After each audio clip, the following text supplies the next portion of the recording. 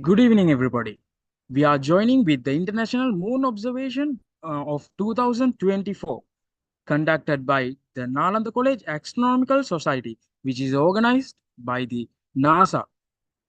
And in this session, we would like to show you the moon and the celestial phenomena associated with it. This event usually take part as the global part of the moon observation. Uh, the purpose of this event is to innovate the students and other astronomy enthusiasts to their aims and goals which are related to the astronomy. And without taking too much time, I would like to hand over this session for the lecturer of this evening, Devinda Muthusingage. Over to you, Aya.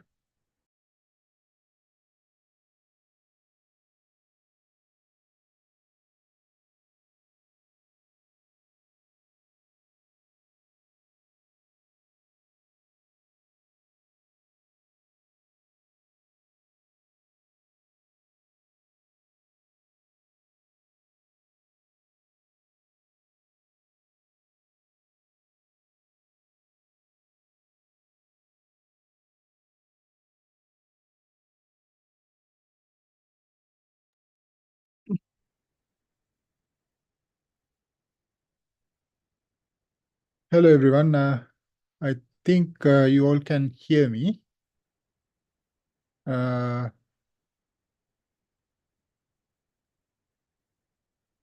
yeah, so we're going to start the the lecture, and while the lecture goes on, we hope that the moon and the sky will clear for you to have some live uh, uh, images or live streaming. And if it doesn't clear well, we have this virtual moon for you to use for the mapping purposes. Yeah, so I'm gonna share my presentation. Uh,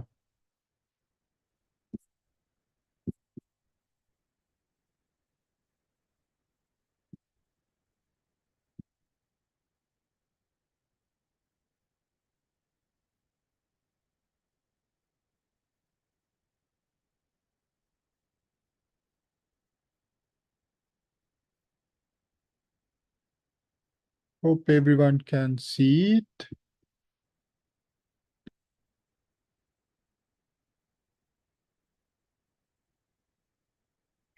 Yeah. So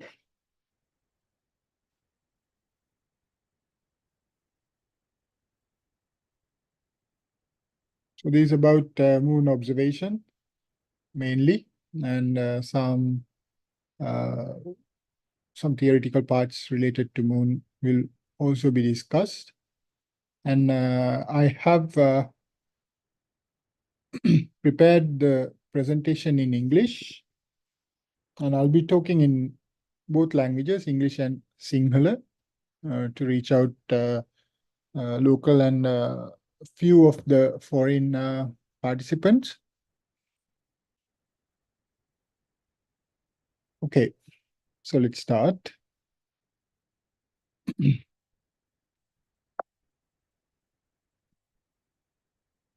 Yeah, so our moon, or the only natural satellite that we have, the Earth has, is called Luna. The international name given to the moon is Luna. So it has a big history since its formation, like few billion years ago, and still it acts as a crucial uh, object that modulates some physical phenomena related to Earth. ඉතින් අපේ චන්ද්‍රයාගේ නම ලූනා. චන්ද්‍රයාට දීලා තියෙන අන්තර්ජාතික නාමය ලූනා. ඉතින් චන්ද්‍රයා හුඟක් අවුරුදු බිලියන ගානකට කලින් ඇති වෙච්ච උපග්‍රහයෙක්. අපේ පෘථිවියට ඉන්න ප්‍රධානම සහ එකම උපග්‍රහය කිව්වට කිසිම වරදක් නැහැ. ඉතින් මෙයාගේ ක්‍රියාකාරීත්වය අපිට හරිම වැදගත් චන්ද්‍රයා. ඉතින් චන්ද්‍රයා මගින් කන්ට්‍රෝල් වෙන නැත්නම් පාලනය වෙන දායක වෙන ස්වභාවික සංසිද්ධීන් සහ භෞතික සංසිද්ධීන් කිහිපයක්ම පෘථිවිය මත දැක ගන්න පුළුවන්. ඒවා පිළිබඳව ඔයගලන්ට අධ්‍යයනය කරන්න පුළුවන්. අපි එහා සම්බන්ධ කීපයක් කතා කරනවා ඉදිරියට. ඉතින් the moon has a distance of this value 384,000 nearly kilometers from the Earth, and has a gravity of 1/6 of that of Earth, and has a radius of 1,737.4 kilometers, and the revolution period is about 27 days. So these are facts that everyone can find in the Google.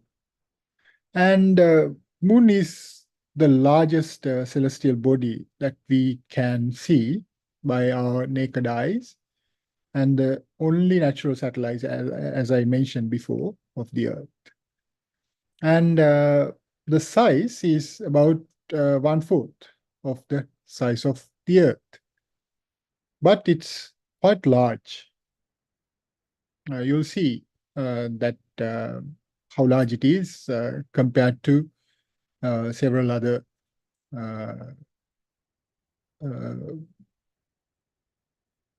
celestial objects.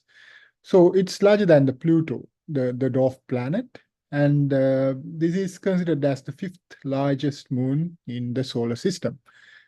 And here I have shown several images, photographs, and sketches of the moon, and some key lunar terrestrial or lunar features that we can look through a telescope. So the first one is the full moon that we almost the full moon that we can see by our eyes, but not in such details. And by just looking at the moon by the naked eye, we can do some drawing, which is such case in the second image. And looking through a telescope, we can observe the whole face of the moon and make a sketch or a drawing or a map of the features that we can see through the telescope. The third one depicts that. And the fourth one is a very magnified photograph of the famous crater Copernicus. You can see the crater walls and also the central peaks. And the fifth one is a drawing of the same crater Copernicus, which have been drawn by looking through a telescope.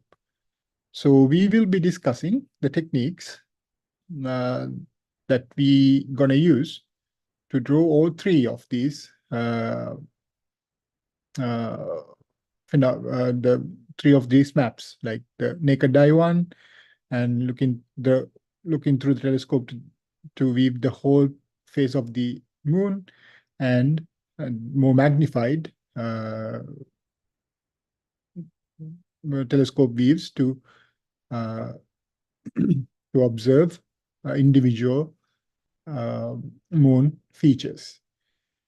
ඉතින් මේ පෙන්ලා තියෙන පින්තූරවල පළවෙනි එකෙන් පෙන්වන්නේ මුළු චන්ද්‍රයා. ඊට පස්සේ අපි චන්ද්‍රයාව පියවැසින් නිරීක්ෂණය කරාම මෙච්චර ෆීචර්ස් මෙච්චර මේ ඩීටේල්ස් බලා ගන්න බෑ. නමුත් අපිට ප්‍රධාන පිහිටීම් අඳුර ගන්න පුළුවන් කිහිපයක්. මුහුදු සහ උස් බිම් අඳුනා ගන්න පුළුවන්. මුහුදු ටිකක් අඳුරු පැහැෙනුත් උස් බිම් ටිකක් ලා පැහැෙනුත් අඳුර ගන්න පුළුවන්. ඉතින් දෙවනි පින්තූරෙන් පෙන්වන්නේ එහෙම පියවැසින් නිරීක්ෂණය කරලා ඇඳපු සිතියමක්. එහෙම නැත්නම් චන්ද්‍ර සිතියමක්. ඊට පස්සේ තුන්වෙනි එකෙන් පෙන්වන්නේ දුරේක්ෂයක් තුලින් නිරීක්ෂණය කරාම මුළු චන්ද්‍රයාම මේ විදිහේ ආවාට සහිතව මුහුදු සහ උස් බිම් සියල්ලක්ම දැක ගන්න පුළුවන්. ඒක නිරීක්ෂණය කරලා වාර්තාගත කරපු එකක් තමයි තියෙන්නේ. හතරවෙනි එක කොපර්නිකස් කියන ආවාටය. ඒ ආවාටයේ තියෙනා වූ ප්‍රධාන ලක්ෂණ භූවිෂ්ණු ලක්ෂණ බලා ගන්න පුළුවන් මේක ෆොටෝ එකක්. නමුත් පස්වෙනියට තියෙන එක ඒ ක්‍රේට් එකම දුරේක්ෂයක් තුලින් වැඩි මැග්නිෆිකේෂන් එකකින් විශාල බලයකින් බැලුවාම බලලා ඒක ඇඳලා සිතියම් ගත කරලා තියෙන අවස්ථාවක්. ඉතින් මේ අවස්ථා සියල්ලටම අදාළ වෙන ටෙක්නික්ස් කොහොමද මේවා අඳින්නේ කියන එක ගැන අපි යම් තරමකට කතා කරන්න අද බලාපොරොත්තු වෙනවා. ඊළඟට මම ඉස්සෙල්ලා කිව්වා අපේ චන්ද්‍රයා විශාලයි කියලා. හරිද? මෙතනදී මේ පෙන්ලා තියෙන්නේ ග්‍රහලෝක හෝ එහෙමත් නැත්නම් මෙතනදී ප්ලූටෝ ගත්තාම යා වාමන ග්‍රහයෙක්. ඒවට සාපේක්ෂව කියන්නේ මව් ග්‍රහයට සාපේක්ෂව එහි චන්ද්‍රයන්ගේ විශාලත්වය අතින් මේවා අනුපිළිවෙල සකස් කරාම කොහොමද තියෙන්නේ කියන එක. ඒ අනුව ගත්තාම දැන් ප්ලූටෝ කියන්නේ වාමන ග්‍රහයෙක්. එයාව එතකොට සෞර ග්‍රහ මණ්ඩලයෙන් ග්‍රහලෝක නාමාවලියෙන් අයින් කරලා තියෙන්නේ. එතකොට එයාව නියම ග්‍රහයෙක් විදියට ගණන් ගන්න බෑ. එහෙනම් එයාව අයින් කරන්න වෙනවා. එයාගේ චන්ද්‍රයා වෙන ෂැරොන් ප්ලූටෝ ග්‍රහයෙන් අර්ධයක් විතර ප්‍රමාණය විශාලයි. හරිද? ඊට පස්සේ ඉන්නේ පෘථිවිය සහ චන්ද්‍රයා. එතකොට චන්ද්‍රයාගේ ප්‍රමාණය පෘථිවිය ප්‍රමාණයෙන් 4 එකක් පමණ වෙනවා. එතකොට අපේ සෞර ග්‍රහ මණ්ඩලය ගත්තොත් තමන්ගේ මව් ග්‍රහයට සාපේක්ෂව විශාලම චන්ද්‍රයා ඉන්නේ පෘථිවියට. මොකද ප්ලූටෝ අපිට අයින් කරන්න සිද්ධ වෙන නිසා එයා වාමන ග්‍රහයෙක් නිසා. එතකොට නියම ග්‍රහයින්ගේ ප්‍රමාණයත් චන්ද්‍රයාගේ ප්‍රමාණයත් සැලකුව විට එයාගේ උපග්‍රහයින්ගේ ප්‍රමාණයත් සැලකුව විට පෘථිවිය හා චන්ද්‍රයා ගෙන් ඒ කියන්නේ චන්ද්‍රයා තමයි විශාලම උපග්‍රහය වෙන්නේ තමන්ගේ මව් ග්‍රහයට සාපේක්ෂව. හරිද? ඊට පස්සේ දෙවනි පින්තූරෙන් ඒකේ AB කියලා කොටස් දෙකක් තියෙනවා. ඒකේ පෙන්ලා තියෙන්නේ පළවෙනි A කියන එකෙන් පෙන්ලා තියෙන්නේ පෘථිවිය සහ චන්ද්‍රයා අතර දුර සහ චන්ද්‍රයාගේ පෘථිවියේ ප්‍රමාණ නියම අනුපාතයකට අනුව ස්කේල් එකකට අනුව පරිමාණයකට අනුව දැක්වම පේන විදිය. ඊට පස්සේ B කියන කොටසේ තියෙන්නේ පෘථිවියත් චන්ද්‍රයාත් අතර පවතින ස්කන්ධ කේන්ද්‍රය. එහෙම නැත්නම් බැරිසෙන්ටර් කියලා අපි කියනවා. ස්කන්ධ කේන්ද්‍රය. ඒ කියන්නේ පෘථිවියේ චන්ද්‍රයාගේ ස්කන්ධ දෙක බැලන්ස් වෙන තැන. ඔය තැන වටා තමයි ඔය වස්තුන් දෙක ගමන් කරන්නේ. මේ ස්කන්ධ කේන්ද්‍රය නැත්නම් බැරිසෙන්ටර් එක තියෙන්නේ පෘථිවියේ මැන්ටලය කියන කොටස. ඒ කියන්නේ පෘථිවියේ මැදේ ඉඳන් පිටතට එනකොට පෘථිවියේ අපි දැන් ජීවත් වෙන කබොල්ලට යටින් තියෙන මැන්ටලය කියන කොටස. ඒ මැන්ටලේ තමයි පිහිටලා තියෙන්නේ මේ බැරිසෙන්ට් එක. හරියටම පෘථිවියේ මැදේ නෙමෙයි. ඒ නිසා ඇත්තටම ගත්තොත් ඕනෑම මේ වගේ ද්විස්කන්ධ පද්ධතියක් ගත්තොත් ස්කන්ධ දෙකක් තියෙන පද්ධතියක් ගත්තොත් ඒකේ බැරිසෙන්ට් එක වටා තමයි මේ පද්ධතියේ තියෙන වස්තුන් දෙක පරිභ්‍රමණය වෙන්නේ. එතකොට දැන් අපේ සූර්යයා සහ පෘථිවිය ගත්තොත් සහ අනිකුත් ඕනම ග්‍රහලෝකයක් ගත්තොත් අපේ සෞරග්‍රහ මණ්ඩලේ ඒ සියල්ලන්ගේම බැරිසෙන්ට් එක පිහිටලා තියෙන සූර්යයාගේ හරය තුල. ඒ නිසා අපිට පේන්නේ සූර්යයා වටා සියලුම ග්‍රහලෝක ගමන් කරනවා වගේ.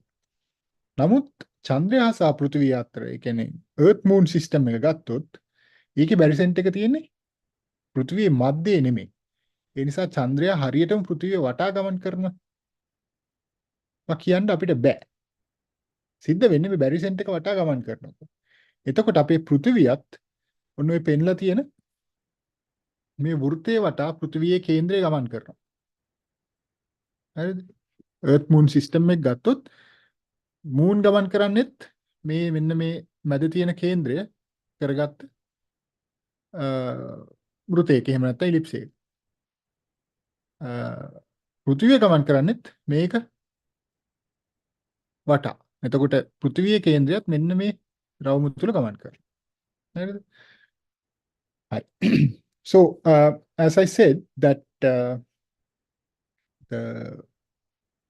Earth has the fifth largest moon in the solar system, but when it is compared with the size of the main planet, Earth has the largest moon compared to the mother planet. Okay. Here, the Pluto is also being shown, but with its satellite Charon. But Pluto is not considered as a true planet. It's a dwarf planet. Therefore, even though the Charon is around half of the size of, more than half of the size of Pluto, it cannot be considered as a true planetary system or planet-moon system. So, next place comes to us. That means the Earth-Moon system. So, the Moon is the largest of all the satellites when it is compared with the parent planet. And the lower panel shows two images, A and B. So, the A is the true scale of the sizes of Moon and Earth with the correct distance. So, it's a very sensible image or figure that was drawn to scale. And you can see the second one, which shows the barycenter. That means the center of gravity or center of mass in the Earth-Moon system. So, in any system that contains two different masses like this, has its own balancing point of their masses. So, in the case of Sun and all the other planets of our solar system, the barycenter is within the core of the Sun. Therefore, we see all the other planets revolving around the Sun. But in the case of Earth-Moon system, the barycenter is not in the center of the Earth, since the Moon is considerably large object compared to Earth. Therefore, comparatively massive object. Therefore, the barycenter has moved outward to the center of the Earth, and it is located in the mantle area of the Earth. The mantle is just beneath the the crust where we stand.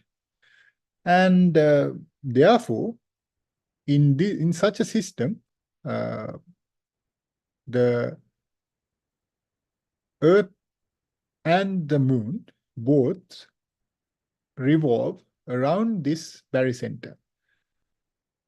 So, therefore, the Earth is also having a movement, which is denoted by this circle. So, the Earth's center would be revolving around this circle, in this circle, keeping the barycenter at the center. And the Moon will also have another path, keeping this point as the center. Yes. And there's another interesting feature or the interior of Moon. You know that the Earth has a very comparatively smaller core, which is very active, and also the mantle is also very active.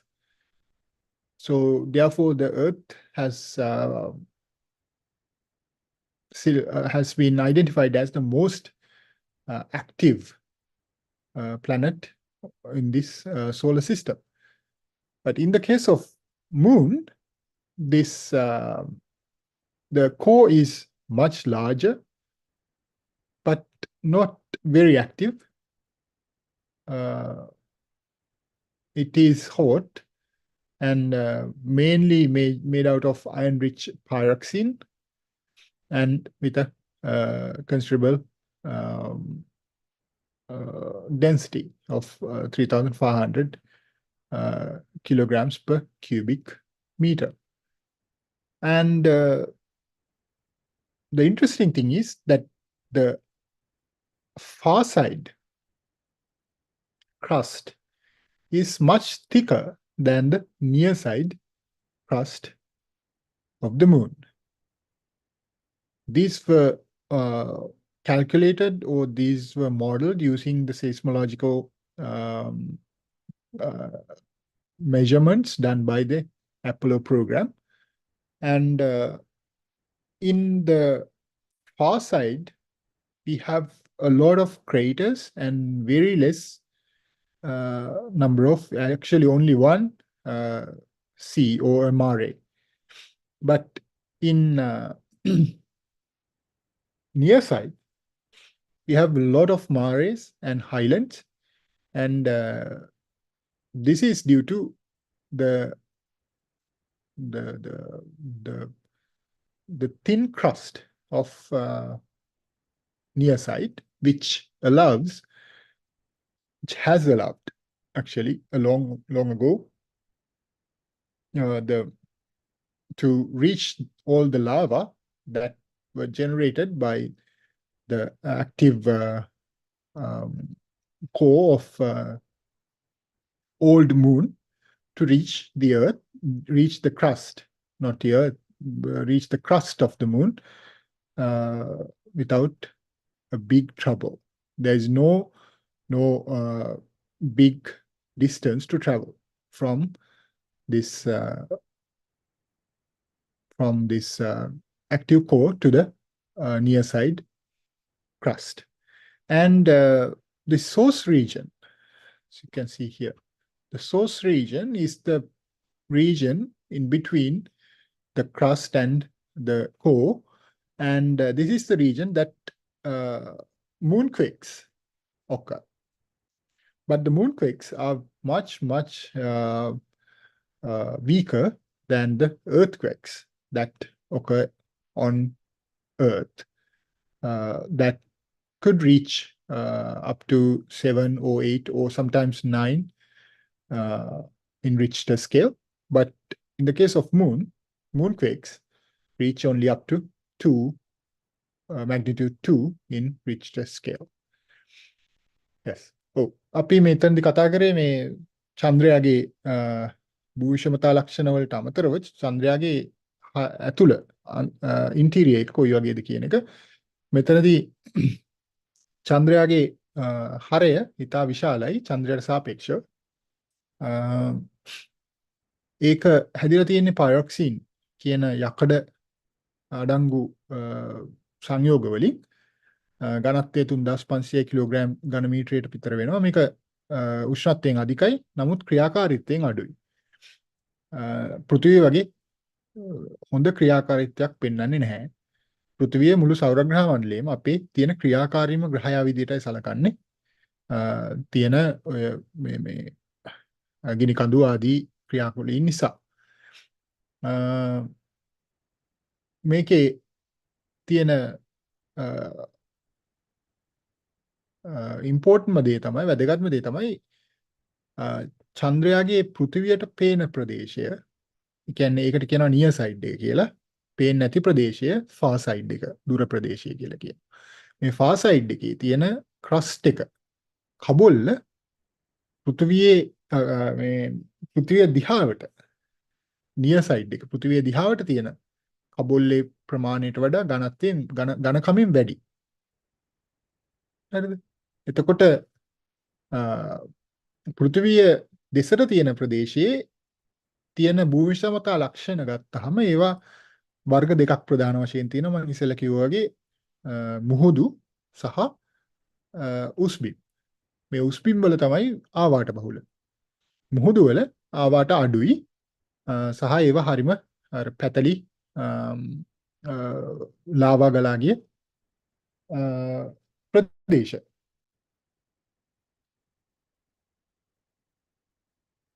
හරි.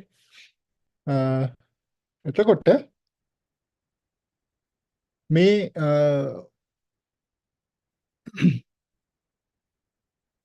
පෙර පැවති චන්ද්‍රයා චන්ද්‍රයාගේ ක්‍රියාකාරීත්වයේ අධික කාලයේදී يعني දැන් ක්‍රියාකාරීත්වය ගොඩක් දුරට අවමයි සිද්ධ වෙන්නේ නැති තරම්. නමුත් ක්‍රියාකාරීත්වයක් තිබ්බ කාලේදී මේ සිදුවෙච්ච ගිනි කඳු පිපිරීම ආදියෙන් ගලා ගිය ලාවා පෘෂ්ඨයේ මතට ගමන් කිරීමට තියෙන දුර හුඟක් අඩුයි නියර් සයිඩ් එකේ. ඒ කියන්නේ පෘථිවියට ළඟ කොටසේ මේ දුර හුඟක් අඩුයි. පෘථිවියට දුර ෆාර් සයිඩ් එකට වඩා. ඒ නිසා ඒවා ලේසියෙන්ම පැමිණියේ පෘථිවියට පේන ප්‍රදේශයට.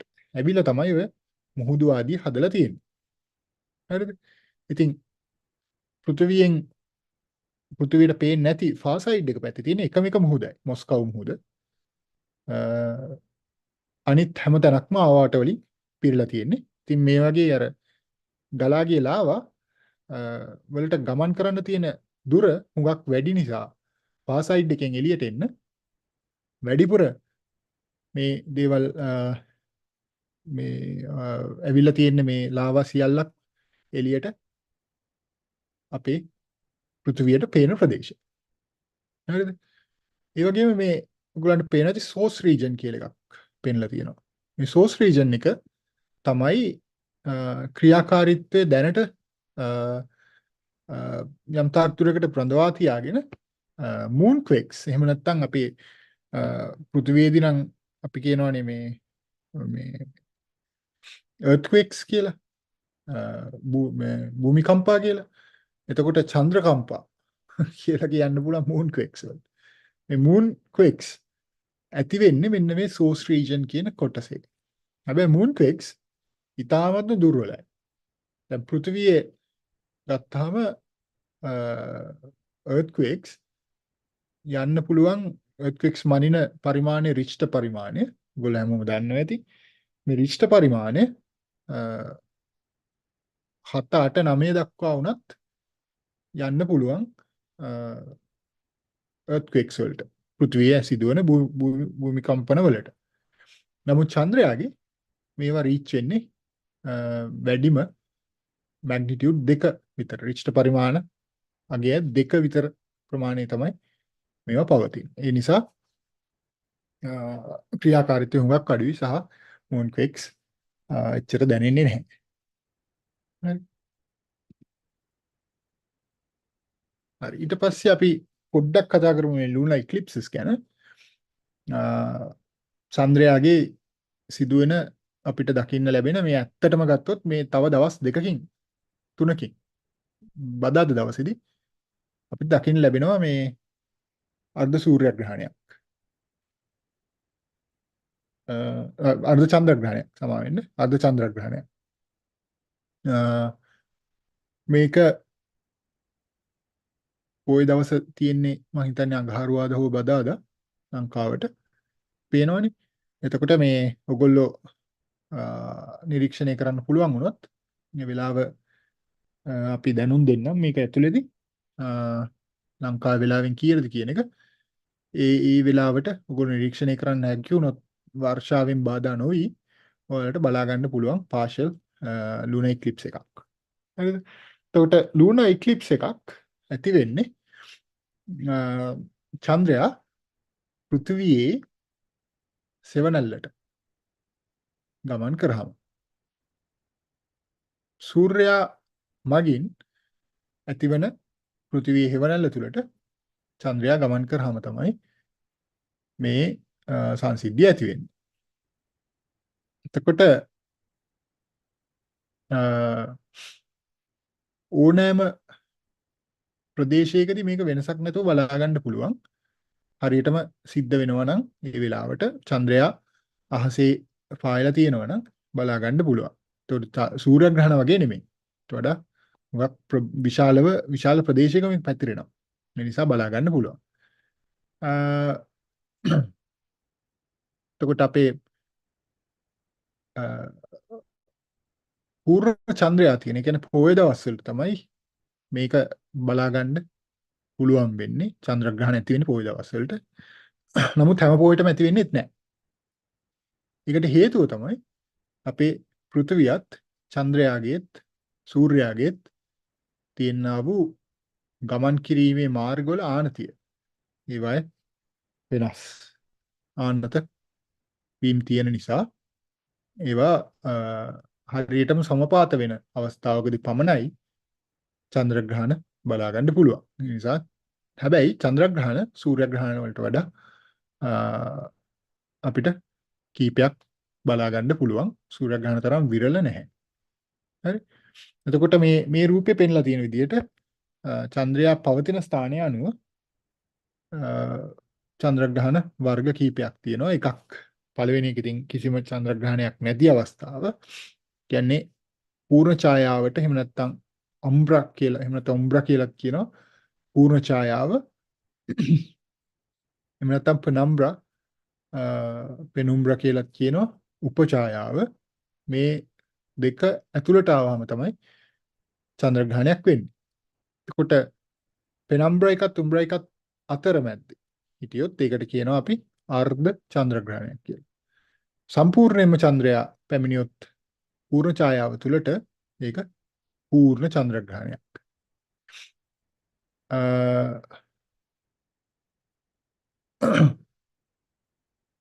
උපඡායාව ඇතුළට විතරක් පැමිණියොත් penumbral eclipse එකක් කියලා අපි කියනවා. මේක ගොඩක් වෙලාවට අඳුර ගන්නවත් බෑ. චන්ද්‍රයාගේ දීප්ති ඉතාමත්ම සුළු වශයෙන් අඩු වෙන්නේ. ඒ නිසා බලා ගන්න බෑ. නමුත් මේ අම්බ්‍රා එක එහෙම නැත්නම් මේ පූර්ණ ඡායාව තුලට ආවහම හොඳටම අඳුරු භාවයටපත් වෙනවා. සමහරලාට අඳුරු භාවය සහ රතු පාටට හුරු පැහැයකටපත් වෙනවා මේ වායුගෝලය සහ නිකුත් යම් සංසිද්ධීන් කිහිපයක එකතුවක් නිසා. හරි. Okay, so we talk a little about lunar eclipses. So lunar eclipses occur on full moon days. Actually, lunar eclipse will be occurring in 3 days, 3 more days. On the full moon day on 17th, I guess. And we will try to tell the exact time, where you can, if the weather permits, you can observe the eclipse. So this happens when the moon enters the shadow of the earth caused by the sun. So it has two main parts, the umbra, the main area, or the penumbra, the secondary area. So umbra is the place where you get the total eclipse. If the moon enters fully into the umbra area, you can see a darker and recognizable or sometimes reddish colored moon, which is undergoing a total eclipse. But if it lies between the penumbra and umbra, you observe a partial eclipse. Only partially, the face of the moon will be darkened. And the penumbral eclipses occur when the moon passes only through the penumbra region. And the eclipses, moon eclipses, lunar eclipses, can occur only during a full moon day, full moon time. But not every full moon day is a lunar eclipse day, due to the different inclinations of moon, sun, and Earth's planes. So when all the planes come together and align, you can observe a good eclipse. And this is one of the composite image that was prepared by Mr. Damsita Srivirasinghe, who is a talented photographer, astrophotographer, who captured this different stages of the moon eclipse that occurred on July 27th and 28th of 2018. And by combining all the images, he came up with this nice composite image. So you can see how large the Earth's shadow is compared to moon.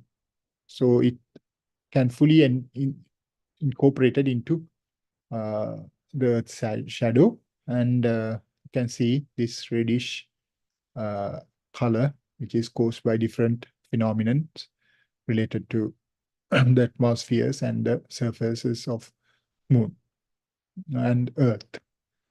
So this is a nice one to take as an astrophotographer.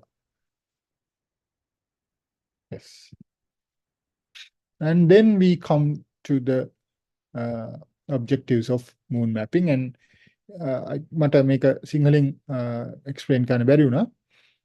මේක 2018 ජූලි 27 28 දවස් දෙකේ රාත්‍රී කාලේ 27 රාත්‍රියේත් 28 පාන්දරත් සිද්ධ වෙච්ච පූර්ණ චන්ද්‍රග්‍රහණය නිරීක්ෂණය කළා දම්සිතා සිරිවීරසිංහ සොහොයුරා අපේ නාලන්දා විද්‍යාලයේ අධිනාලන්දි තාරකා විද්‍යා සංගමේ ඔහු විසින් එක එක අවස්ථාවන් නිරීක්ෂණය කරලා ඒවා ඡායාරූපගත කරලා ඒ සියල්ලම එකට එකතු කරලා තමයි මේ composite image එක හදලා තියෙන්නේ. ඉතින් ආරම්භයේ ඉඳලා කොහොමද චන්ද්‍රයා උපඡායාවේ ඉඳලා පූර්ණ ඡායාවට දැන් මේ අග තියෙන අවස්ථාවන් දෙකම ඇත්තටම චන්ද්‍රයා උපඡායාවේ ඉන්න අවස්ථාවන්. These two are the instances where moon is inside the penumbra, but you cannot see a big difference in the brightness of the moon.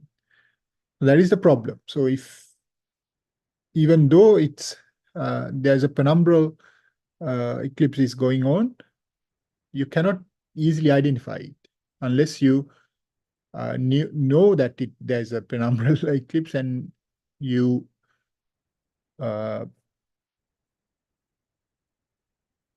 pay a good attention to the differences in the brightness of the moon. ඉතින් මේ penumbral eclipse එකක් කියන්නේ එහෙම නැත්නම් penumbral area එකේ penumbra එකේදී චන්ද්‍රයා ඉන්න වෙලාවේ මේ ලොකු දීප්තිය වෙනසක් දකින්න ලැබෙන්නේ නැහැ.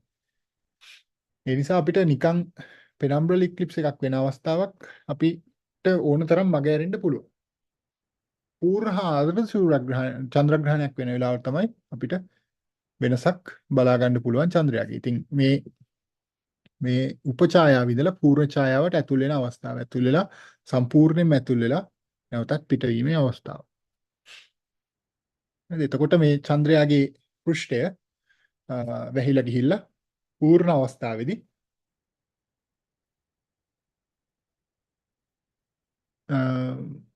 රතු පැහැයෙන් දිස්සෙනවා.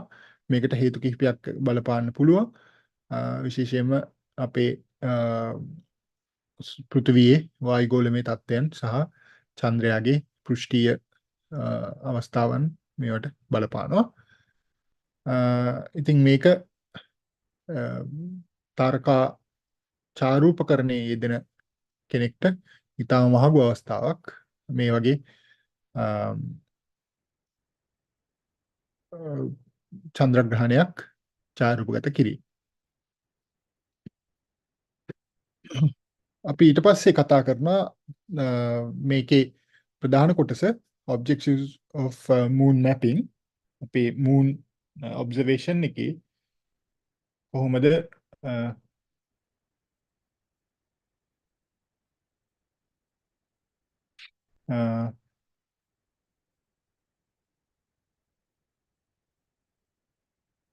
කොහොමද අපි නිරීක්ෂණ කටයුතු කරන්න කියන එක. එතකොට නිරීක්ෂණ කටයුතු කිරීම සඳහා අපිට අවශ්‍ය කරන අපිට තියෙන්න ඕන මූලික අභිමතාර්ථ එහෙම නැත්නම් objectives කීපයක් තියෙනවා. To gain the ability to correctly identify, observe, record, illustrate and label important geologic features on the moon. So that is the first objective. අපිට හැකියාව ලබා ගන්න පුළුවන් හරියටම නිරීක්ෂණය කරලා හඳුනා ගැනීම, නිරීක්ෂණය කිරීම, ඒවා සිතියම් ගත කිරීම, ඒවා illustrate කියන අඳින්න සහ ඒවා නම් කරන්න important geologic features on the moon.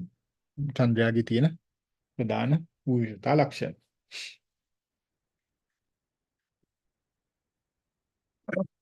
ඊට පස්සේ second one, to describe and explain the types of geologic features found on the moon, how they are formed and how those features compare with like features on the earth. දෙවෙනි එක තමයි චන්ද්‍රයා මත පිහිටන විවිධ භූමිශාස්ත්‍රීය ලක්ෂණ මොනවද කියන එක අඳුනාගෙන ඒවා පැහැදිලි කිරීමට, ඒවා කොහොමද ඇති වුනේ කියන එක පැහැදිලි කරන්න හැකියාව ලැබෙනවා. ඒවා ඇති වුනේ කොහොමද? ඒවා අපේ පෘථිවියේ තියෙනා වූ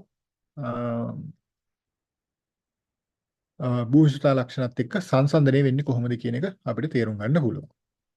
ඊට පස්සේ third one, to accurately measure and calculate scale and distance relationships for specific geologic features on the moon relative to a feature or between and among features.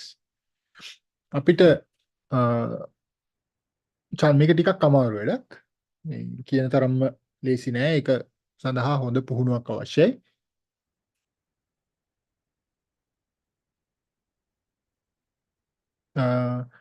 නිවැරදිව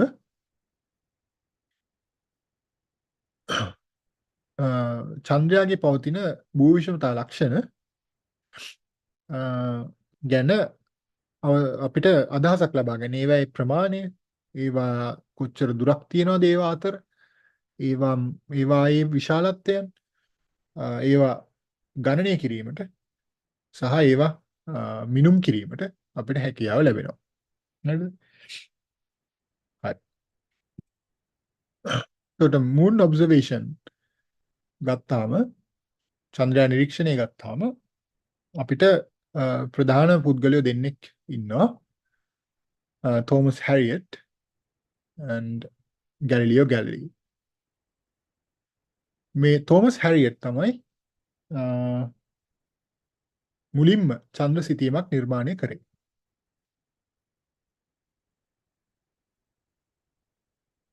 ඔවුන් සමකාලීන පුද්ගලයෝ.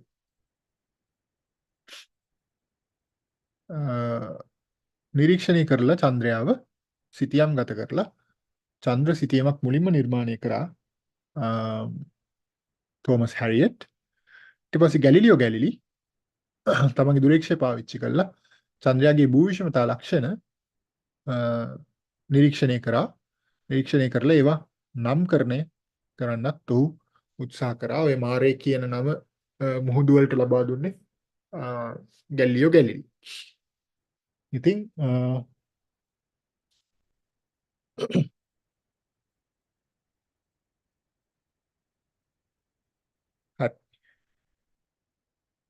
so Thomas Harriot is the first observer or the first astronomer who made a complete map of the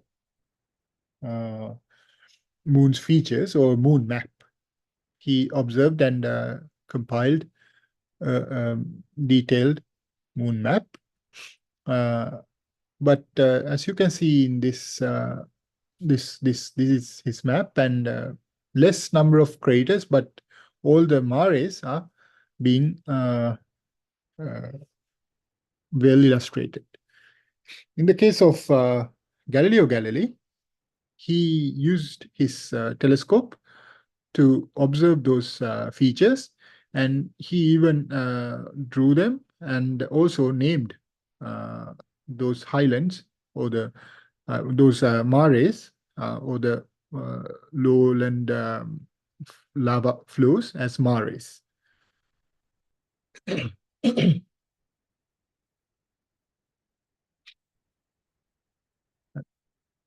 And these are the telescopes that we can use for moon observation.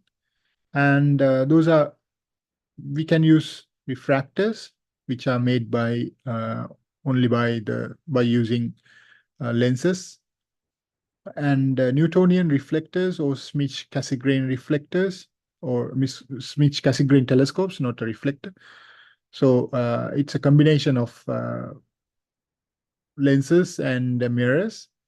In the case of Newtonians, it's solely made from the mirrors, so it's a reflector. So and these Plosso type of eyepieces are much preferred as high quality eyepieces that gives very sharp images or sharp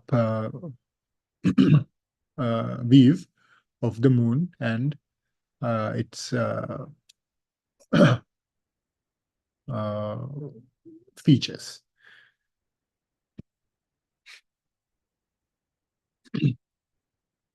And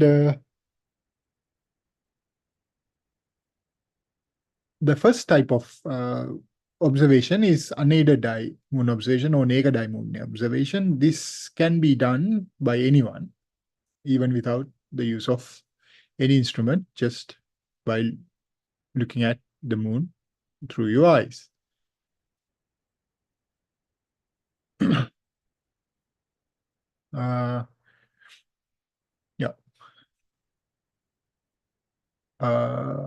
So in this case, you just need to look at the moon and draw what you can see. It's not very detailed, but usually we can see all those mares that are darker and the highlands that are lighter. So in a journal, a moon observation journal, you can just show the phase of the moon, like by one single stroke, and how it fills the with date from the initial crescent moon to the full moon. So, and draw the features day by day, which gradually fills. Okay, and it is not so detailed, therefore you can easily do it without any training.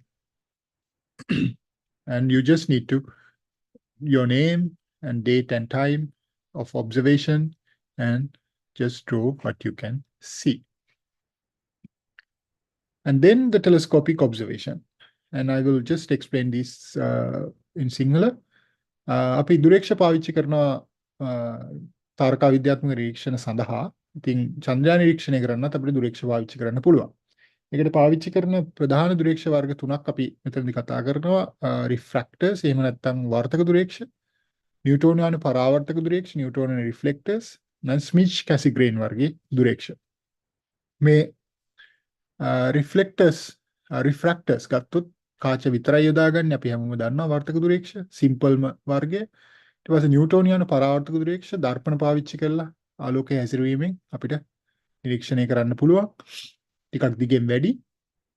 ස්මිච් කැසිග්‍රේනියානු වර්ගයේ දුරේක්ෂ කාච සහ දර්පණ කියන ක්‍රම දෙකම පාවිච්චි කරලා ඉතාමත්ම ඉහළ මට්ටමේ නිරීක්ෂණයක් සිදු කරන්න පුළුවන් හොඳ දුරේක්ෂ වර්ගයක්. දිගින් අඩුයි. ප්ලොසල් වර්ගයේ උපනෙත් කාච යොදා ගන්නවා විශේෂයෙන්ම හොඳ නිරීක්ෂණයක් සිදු කිරීම සඳහා. මේන් සිදුවන දෝෂයන් හුඟක් අවමයි. ඒ නිසා ප්ලොසල් eyepieces හුඟක් අනිකුත් නිරීක්ෂණ සඳහා උනත් හුඟක් හොඳින් යොදා ගන්න පුළුවන්. ඊට පස්සේ පියවැසින් නිරීක්ෂණය කිරීම. මේකෙදි අපිට කරන්න තියෙන්නේ ඒ කලාව අඩුම කලාවේ ඉඳලා වැඩි කලාවට කියන්නේ අඩුමේ ඉඳලා වැඩි වෙලා පූර්ණ චන්ද්‍රය දක්වා නැවතත් අඩු වෙන කලාව මේක මාසයක් හෝ දවස් 27ක් කාලයක් තුල නිරීක්ෂණය කරලා අඳින්නයි තියෙන්නේ. එතකොට අපිට අඳුරු පාටට පියවැසින් නිරීක්ෂණය කරාම මුහුදු දකින්න පුළුවන්. ටිකක් අඳුරෙන් අඩු කොටස් උස්බිම් විදියට දකින්න පුළුවන්.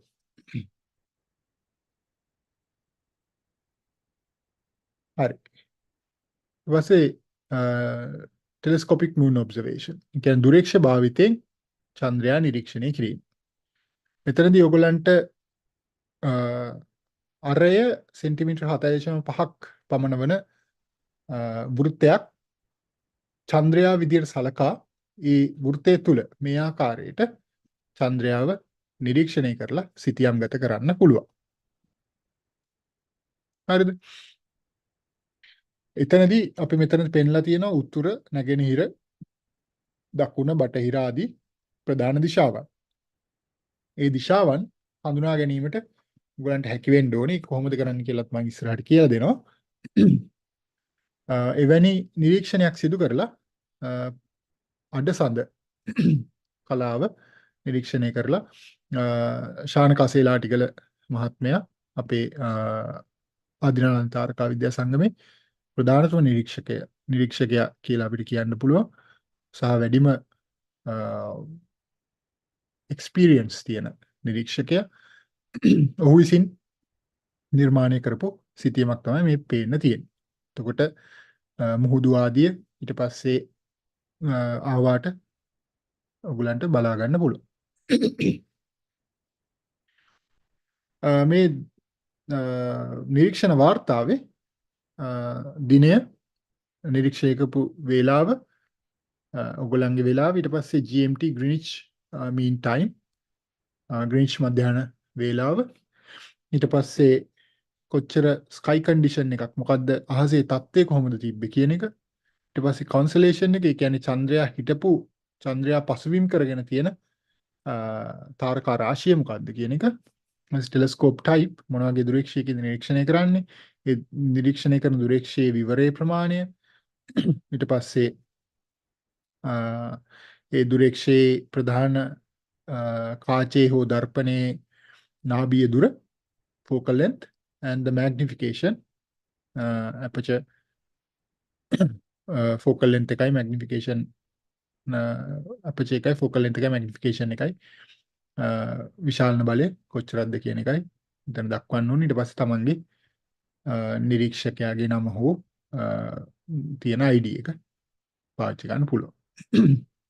So we use this format as the observation report, a circle with a radius of 7.5 centimeters, and you take the whole thing as this moon and draw the moon as you can see through the telescope.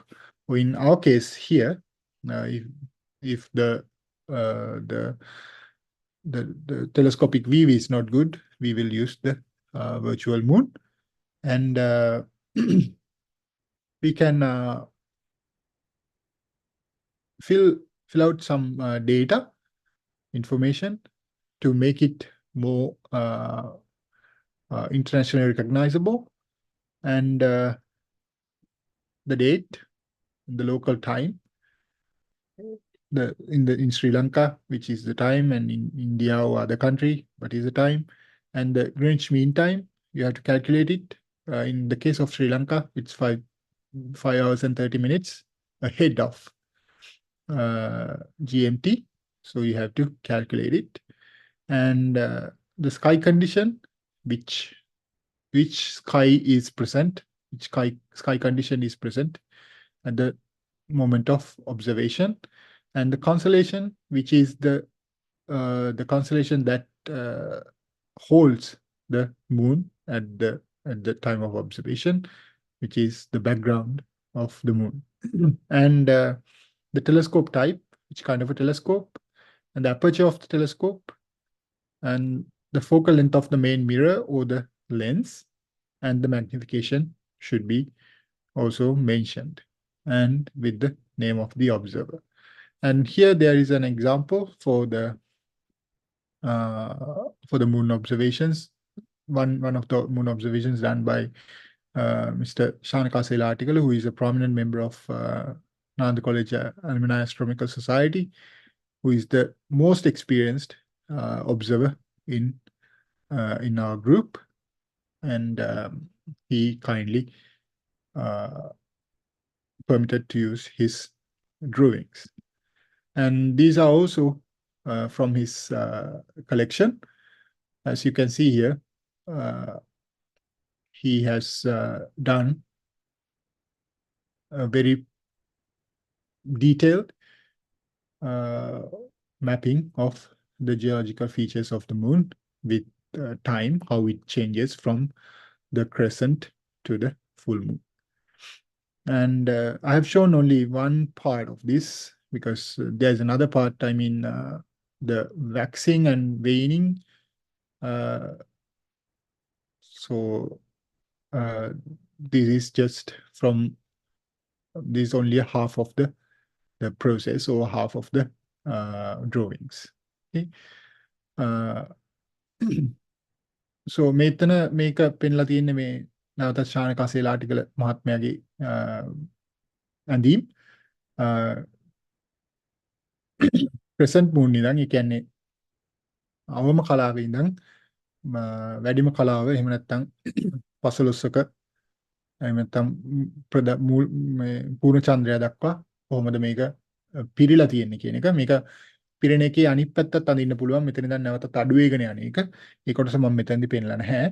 ඒතර ඔයගොල්ලන්ට පේනවා අඩුම තැන ඉඳන් වැඩිම තැනට එනකොට කොච්චර ජියොලොජිකල් ෆීචර්ස් වැඩි ප්‍රමාණයක් එන්න වැඩිම අඳුර ගන්න පුළුවන්ද කියලා. හරි. ඊට පස්සේ අපි ඉක්මනින් කතා කරගෙන යමු කොහොමද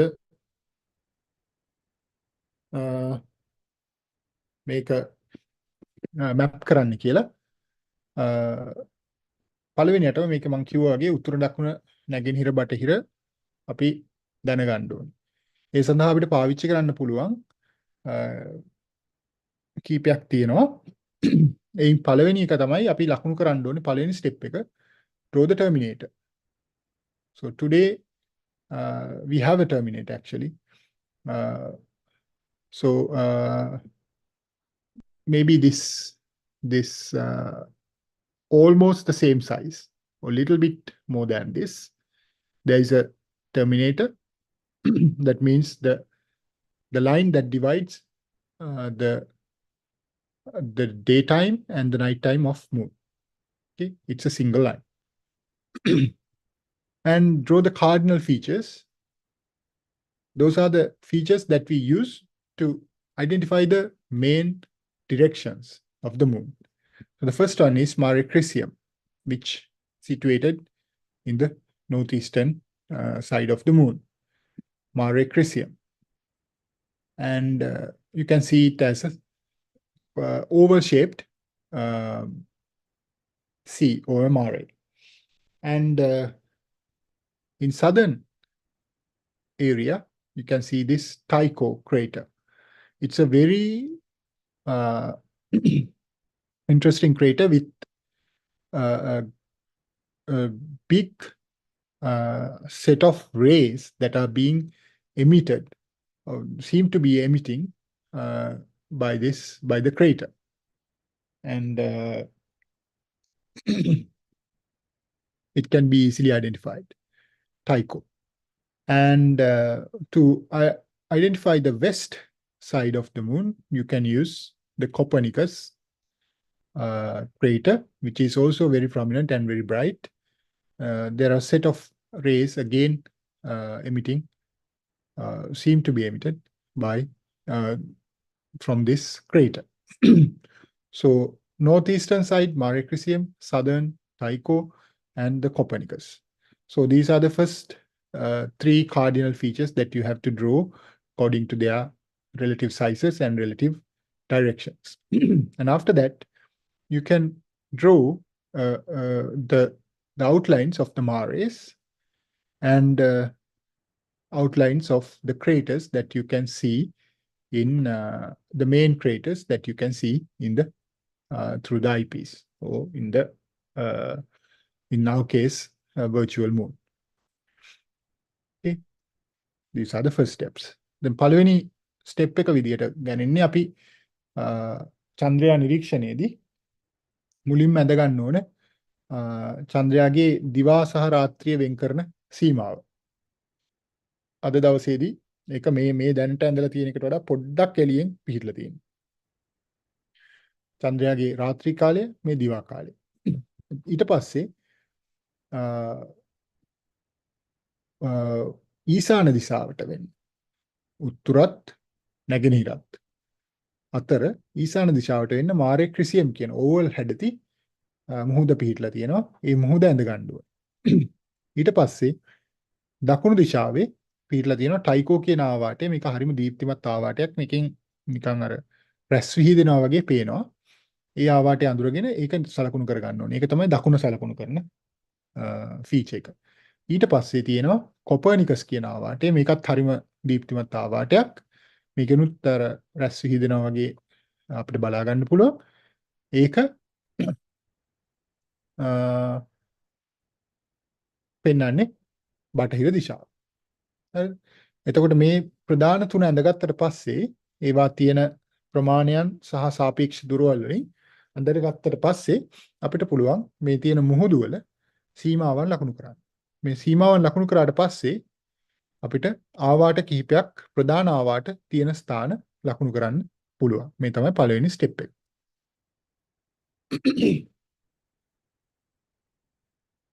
ඊට පස්සේ දෙවෙනි ස්ටෙප් එක තව දුරටත් ආවාට අඳින්න ඕනේ. Draw more craters as the second step. So there are hundreds of thousands of craters, but you don't have to draw everything, but as much as possible. අපිට අඳින්න පුළුවන් තරම් ප්‍රමාණය අපි අඳින්න ඕනේ. ඒක තමයි නිරීක්ෂණය කිරීමේදී කළ යුත්තේ. So draw more craters and draw the mountain ranges. So mountain ranges can be seen in several areas like here and in this region as well. So you have to identify and draw the mountain ranges. And importantly, pay attention to the relative sizes and positions of the features. And don't make them too big or too small. Just draw what you see. That is the key. That is the key. That is the only thing you have to do. You just need to draw what you see. Don't exaggerate them. Don't make them more prominent. There are prominent ones. So you have to correctly identify them and draw what you see. So අන්තිමේදී ඔයගොල්ලන්ට තව තවත් ආවාට අඳින්න පුළුවන්. ඊට පස්සේ කඳු පන්ති අඳින්න පුළුවන්. කඳු පන්ති පවතිනවා මෙන්න මේ ස්ථානවල මේ පැතිවල. ඒවා අඳුරගෙන අඳින්න පුළුවන්. ඒ වගේම මේවා තියෙන ස්ථානවල තියෙන විදියට තියෙන ප්‍රමාණයෙන් අඳින එක තමයි වැදගත් වෙන්නේ. ගොඩාක් ලොකු කරන්නවත් ගොඩාක් කුඩා කරන්නවත් හදන්න එපා. හරි. Show the relative depths of the craters by drawing the shadows inside. Step 3. මේවායේ මැද තියෙන ආවාටවල ආවාට ගැඹුර පෙන්වීම සඳහා අපිට පාවිච්චි කරන්න වෙනවා shadows. ඒවායේ හෙවණැල්ල. මේ හෙවණැල්ල මගින් තමයි ආවාටේ ගැඹුර අපිට අඳින්න වෙන්නේ. වෙන විදියක් නැහැනේ. ඒ නිසා මේ හෙවණැල්ල ගැඹුරු ආවාට තියෙනවා, ගැඹුරින් අඩු ආවාට තියෙනවා. ඒව හරියට අඳුරගෙන ඒ හෙවණැල්ල ලකුණු කරන්න වෙනවා. සමහර ඒවා ආවාටේ හුඟක් හෙවණැල්ල දිගයි, කියන්නේ ආවාටේ ගැඹුරුයි. සමහර ඒවා හෙවණැල්ලක් පේන්නේවත් නැහැ. Sharpen the mountains by drawing the shadows. So shadows of the mountains are the feature that we have to draw, because otherwise we cannot actually see the mountains. We just see the shadows of them. So we have to pay attention to these mountain shadows, and the shadows play a very big role in drawing the moon features. And in the craters as well, some craters are very deep. You can see a prominent shadow, but in some cases, those are very shallow, and you sometimes cannot even see a shadow. Those are very plain, very shallow craters. As the step 4, show the dark surfaces of Maria by shading and smudging. Shading and smudging are two different techniques that we use while drawing this kind of stuff. And shading is, as you know, by holding the pencil in an angle, we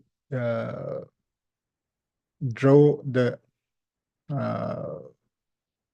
use that to show different shades of the pencil or shades of the features. And in smudging, what we do is we draw something and then smudge it using our fingers to make those pencil, the strokes of the pencil no longer visible. So we have to do both these techniques to make it more clearly visible. And you should not show those pencil strokes on the on mares. You can show them, of course, in the outlines, but not inside of the mares. So pay attention to the different lighter and darker areas.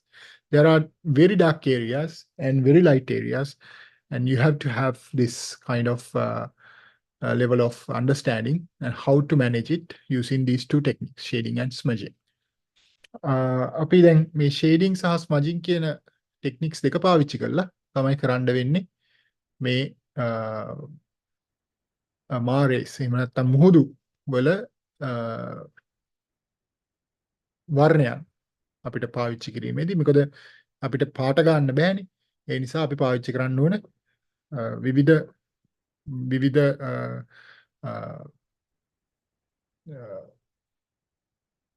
විවිධ shades තියෙන. කියන්නේ සමහර ඒවා අඳුරු බවින් වැඩි, සමහර ඒවා අඳුරු බවින් අඩුයි. ඒ වෙනස පෙන්වන්න අපිට ෂේඩින් සහ ස්මජින්. ෂේඩින් වලදී කරන්නේ පැන්සල පැත්තට අල්ලලා තද පාට ඉඳන් ලා පාට වෙනකන් ඇඳගෙන යන එක. ස්මජින් කියලා කියන්නේ එහෙම ඇඳපුවා ඒ පැන්සල් ඉරි පේන්නේ නැති වෙන්න ඇඟිල්ලෙන් ඒවා පැතිරෝන විදිය.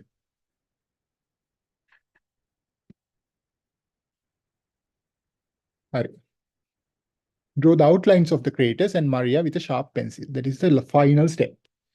So you have to show the outlines of those craters and the Maria, and also some of the mountain ranges as well. So that is the final step to finish your drawing, and how many craters that you have drawn and how detailed they are, all will be exaggerated, or all will be revealed and clearly can be distinguished when you use those sharp pencil to outline them and make them more visible. ඉතින් අන්තිම step එක විදිහට කරන්න තියෙන්නේ මේවා ඇඳපුවා වටේට නැවතත් ඒවයි අවුට්ලයින් එක ඉතාලම ෂාප් පෙන්සිල් එකකින් අඳින එක.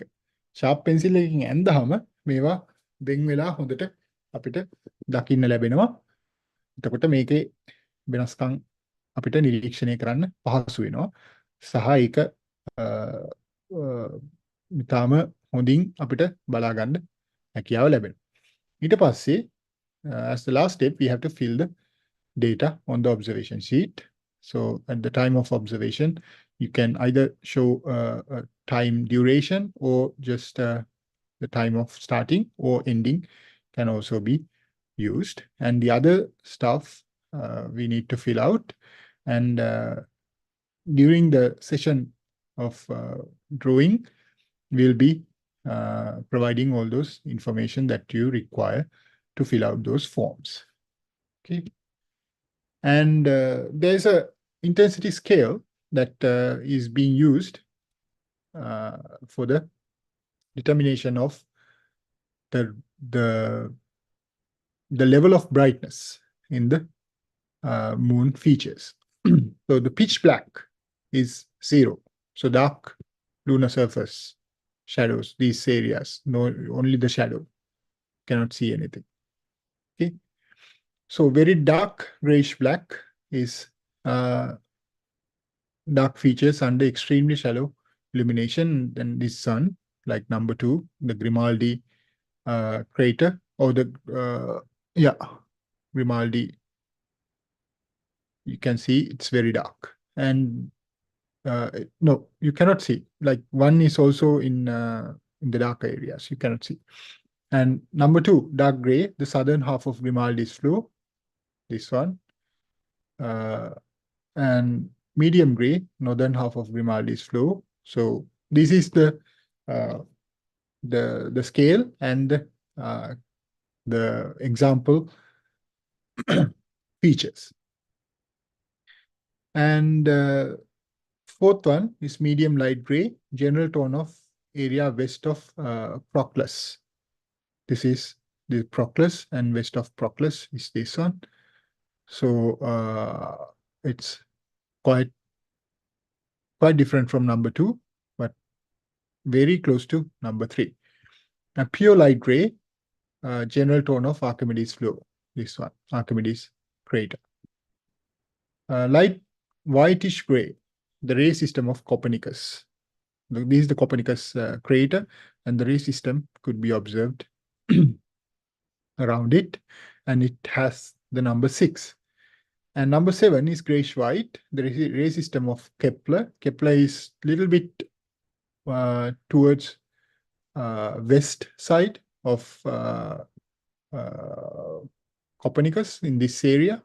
West to Copernicus is Kepler. And Kepler's ray system is number 7. And number 8 is pure white, the southern floor of Copernicus. Copernicus craters southern floor. Number 8. Number 9, glittering white, Tycho's rim. Tycho Awate. Tycho crater is in the southern area of the moon, and it is the rim, the outside or the rim of crater is considered as number 9, or the glittering white. Number 10 is brilliant white, the brightest central peak of Aristarchus. The Aristarchus is this one, and you can see it, how bright it is, and it is considered as the most brightest place on moon, on the near side of the moon. So it gets the number 10 on the scale. හරි මං හිතනවා මේක සිංහලෙන් explain කරන්න අවශ්‍ය වෙන්නේ නැහැයි කියලා. මේ එක එක අවස්ථාවලදී තනිකරම කළු අවස්ථාව ඉඳලා ඉතාමත්ම සුදු අවස්ථාව දක්වා මේ වර්ණයන් වෙනස් වෙන්නේ කොහොමද කියන එකට එල්ගර් ඉන්ටෙන්සිටි ස්කේල් එක සහ ඒවට අදාළ භූෂිතා ලක්ෂණ තමයි මේ පෙන්ලා තියෙන්නේ. ඒවා එකින් එකට මම දැන් එක්ස්ප්ලেইন කරේ ඉංග්‍රීසි. හරි මේ තියෙන්නේ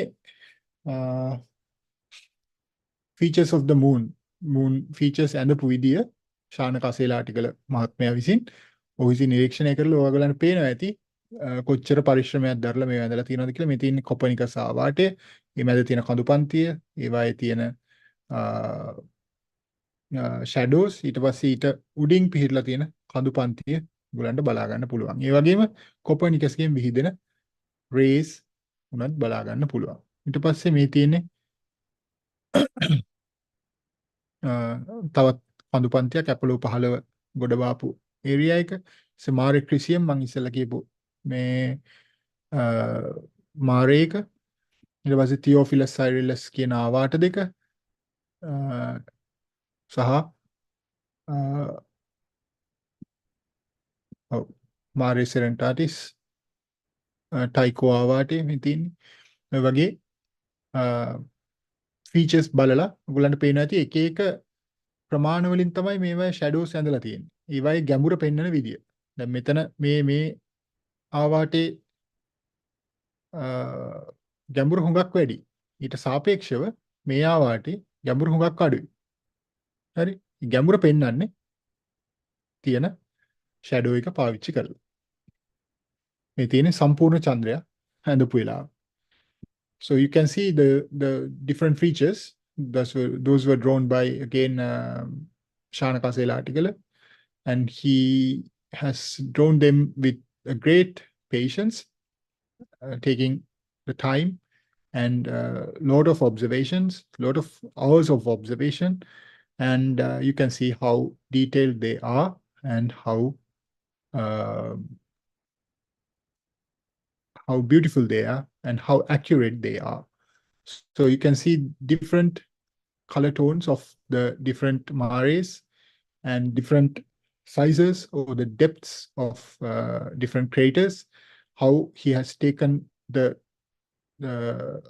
taken his pencil to draw those shadows, different levels of shadows, to illustrate how deep they are and how shallow they are. And all those mountain ranges and the rays of the craters and everything has been drawn with details.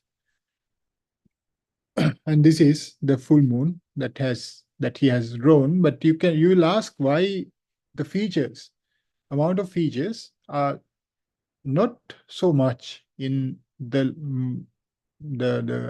full moon as you could see in half moon or lesser phase. The reason is when you look through a telescope at the full moon, it is too bright, and therefore it blocks most of our view from the less prominent features. Only the highly prominent or more detailed features could be observed easily. Others are being hidden by the high brightness of the moon's face. Therefore, when you exactly turn your telescope on the full moon, it's very hard for your eyes, and also when you keep looking at it for many or several minutes or half an hour or something to draw it, it becomes really, really hard to your eyes. And it is not so good for your eyes in long term. Therefore, it's recommended not to use or the turn telescope to look at the full moon. And if you just look at it, and don't try to draw it for many hours. පැය ගණනක කාලයක් ගත කරලා චන්ද්‍රයාගේ පූර්ණ චන්ද්‍රයා අඳින්න ගත කරන එක එච්චරම නුවණට හුරු නෑ. මොකද හේතුව හුඟක් දීප්තියෙන් වැඩි. ඒ නිසා තමන්ගේ හැටත් ඒක බලපානවා. ඒ වගේම පේන ෆීචර්ස් ප්‍රමාණය, භූමිශාස්ත්‍ර ලක්ෂණ ප්‍රමාණයත් එන්නෙන් අඩු වෙනවා. මේ හේතුව ඒ දීප්තිය වැඩි නිසා හුඟක් ප්‍රධාන ෆීචර්ස් ඇරෙන්න අනිත් කුඩා ෆීචර්ස් පේන්නේ නැතුව යනවා. ඒ නිසා තමයි මේකේ ෆීචර්ස් ප්‍රමාණය අඩු. හරි. ඉතින් මේ කරපු ටික අපි පාවිච්චි කළා. ඊට පස්සේ ඔයගලන්ට තියෙන්නේ චන්ද්‍රයා නිරීක්ෂණය සහ අඳින්න. ඒ සඳහා මම දැන් ඊළඟ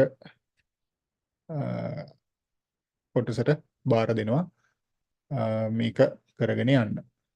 හරි. බොහොම ස්තුතියි. Thank you so much. Then you need to start the mapping.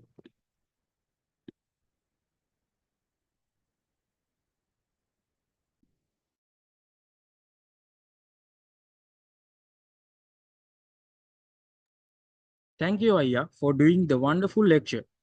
Now it's time for you guys to draw and map the moon. So we will present the moon, the live view of the moon from the Independence Square here itself. So, and we will switch the apps to give a clear footage of these moon images if there is a bad weather condition. So now to draw that, we have sent you some moon observation reports into your WhatsApp groups. If you have taken printouts of those moon observation reports, so you can start drawing it after we presented the live moon. Or if you don't have those printouts, so you can use a A4 paper and draw a circle with the radius of 7.5 centimeters. And then you can start it drawing.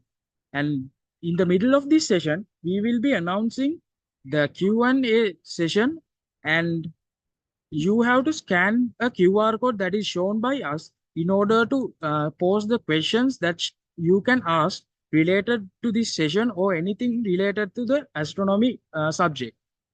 So hope you do your best in the moon mapping and ask anything that you have to clarify during this session.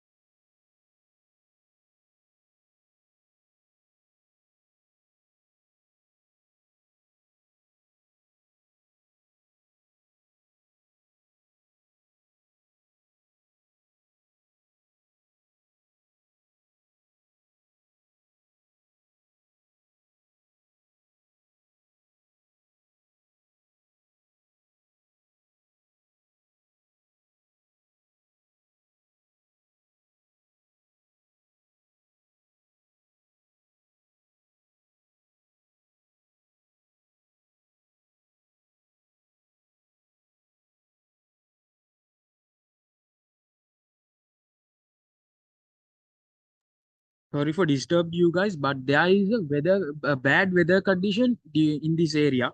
So we are now showing the virtual moon, but you can still map the moon that in your paper. And we will soon post the QR code that you can submit your questions related to this session or the related to astronomy subject.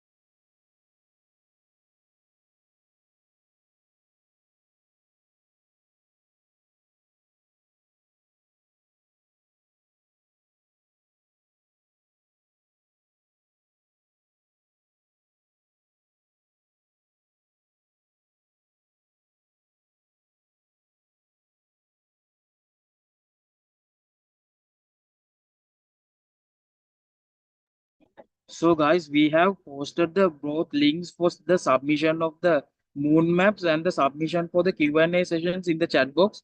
So you can fill those as soon as possible, and we will start the Q&A session within 5 minutes.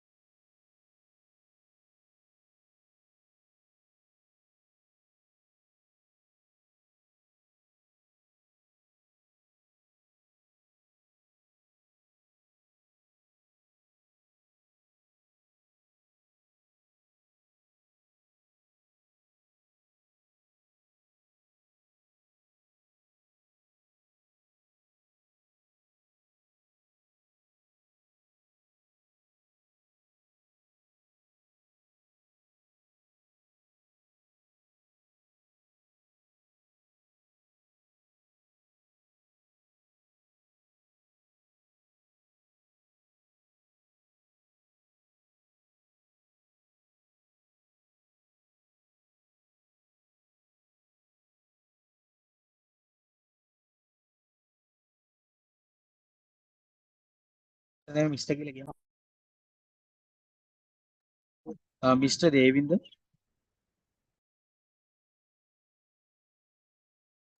Yes. So we have finished the filtering out of the questions in the Q&A session. and we are ready to give you the first question that has been posted by our participants. Okay. Yeah, go ahead. So the first question is, does the location of the barycenter differ according to the nature of the exoplanet? That's our first question. Yeah, it depends. Nature means the barycenter is depending. It is determined by the masses of the two systems that are involved. I mean, two planets or the star or the planet and everything. So if the planet is significantly large, the the associated star will also will suffer uh, like like uh, like our moon Earth system. The barycenter will come out of the center of the star and reach out.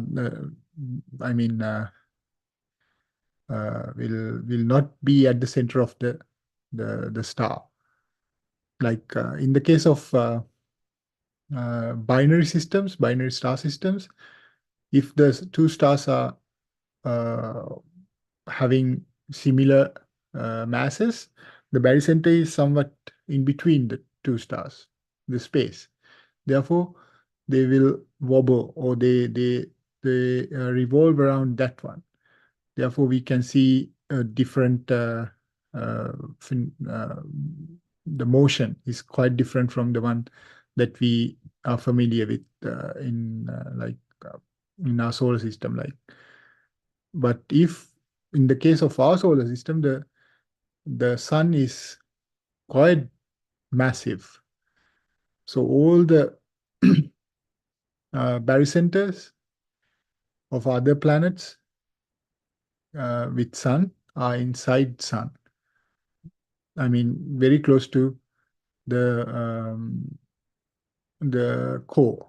Therefore, we see that all the planets are circulating around sun. But if the exoplanet, is significantly large or massive compared to the star, there could be a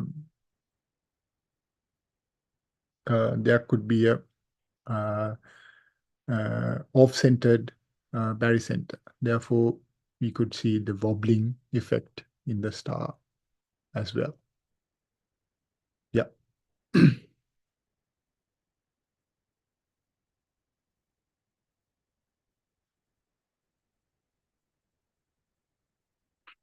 Thank you, Aya. Uh, I guess the participant have got the answer for that his question.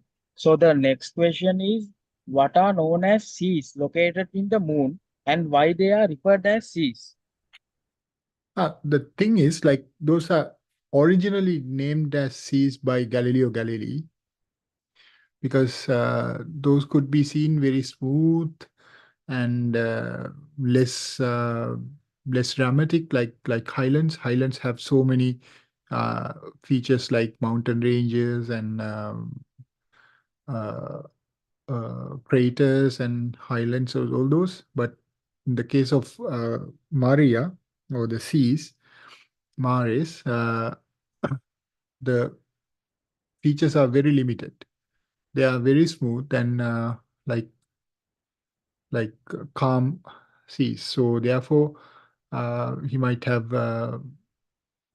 thought that they have some kind of uh, similarity with the seas that we see uh, in our world. So these are actually the plains that were covered with lava the previous uh, millions of years back. Those might have been highlands as well, maybe, but those were covered with lava. And as a for clarity, maybe the system remains to call them Maria or Mares. without changing the the traditional system that was proposed by Galileo. Yeah.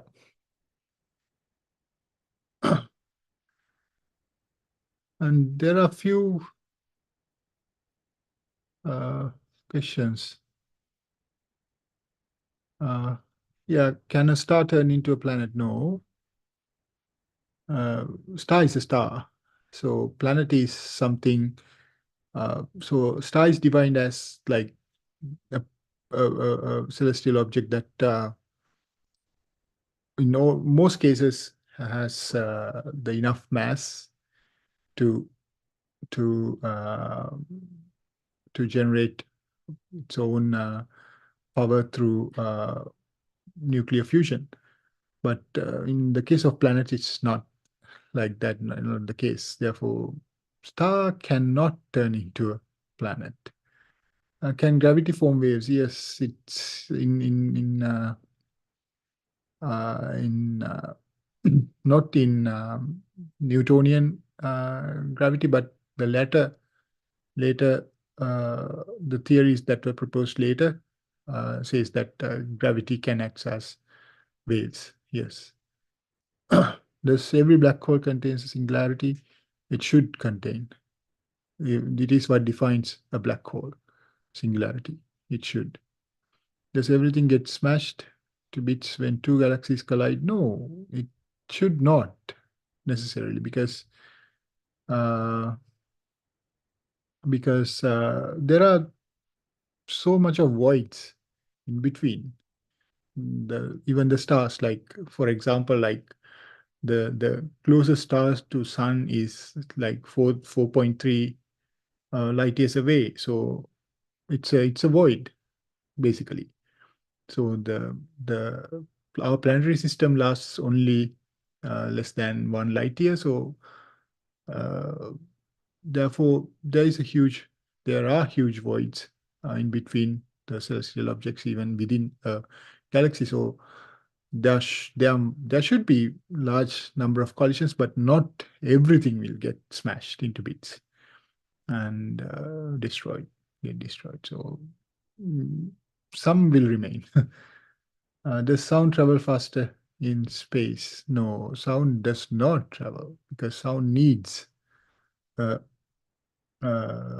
matter medium to travel, right? So in absolute space, like it is more closer to vacuum. Therefore, it's harder for the sound to travel.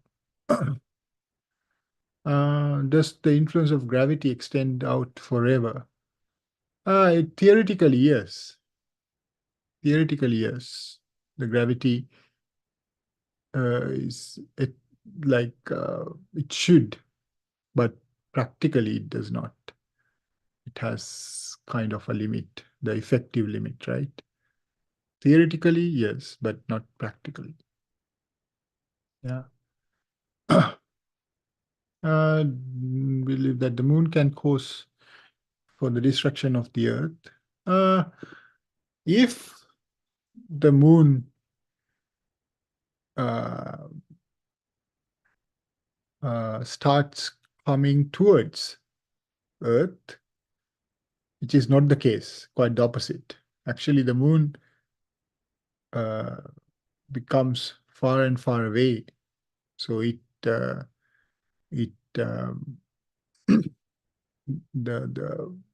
the distance between moon and sun increases uh, every year. So so it will if it uh, like how can I say that if it reverses its uh, uh,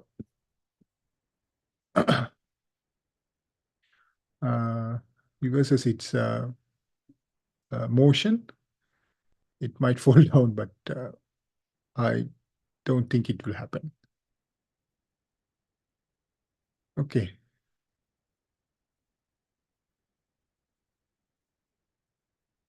Any other questions? Yes, Mr. Devinder. I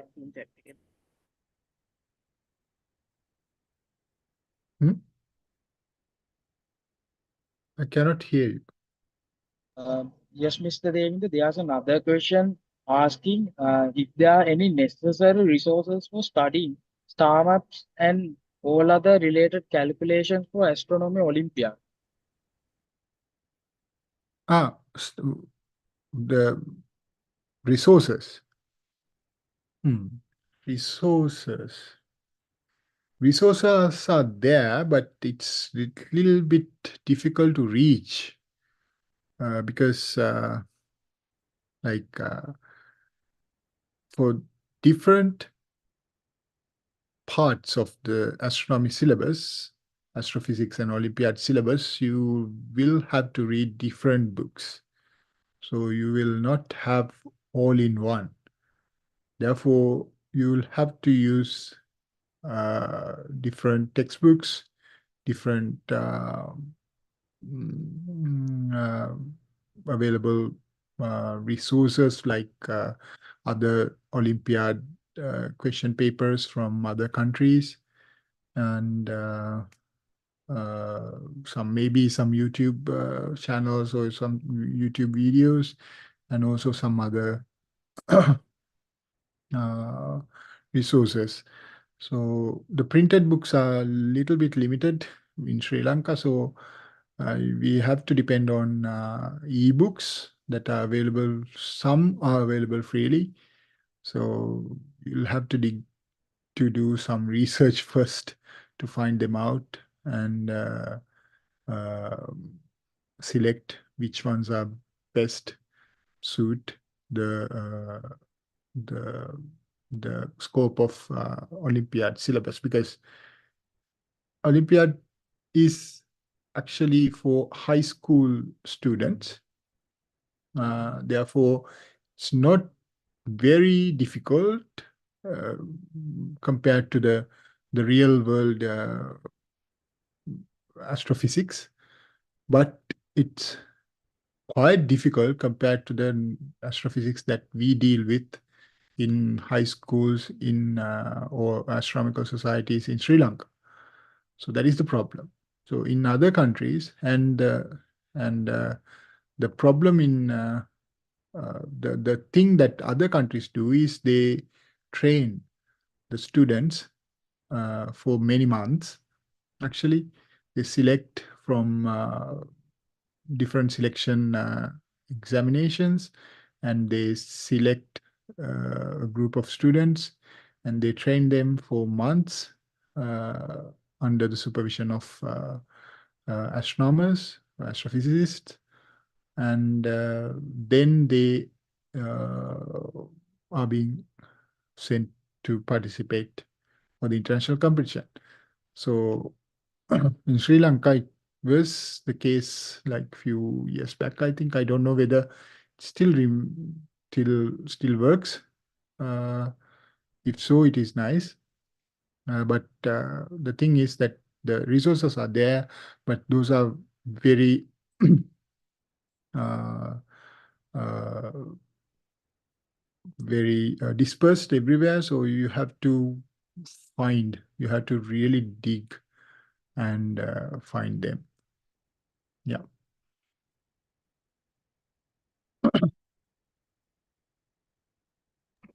So there will be an announcement for the participants. We will be posting the questions that are pointed in the link for the chat so that you can refer that questions and understand what is our lecturer answering for. So, Mr. Devinder, the next question is why Tycoon and Copernicus craters are why Tycho and Copernicus craters are look like spreading out to trace from their center. Yes, this is due to the impact, the original impact that created them. Actually, the high pressure and the massive impact has dug up those material from the place of impact and disperse them in a radial manner.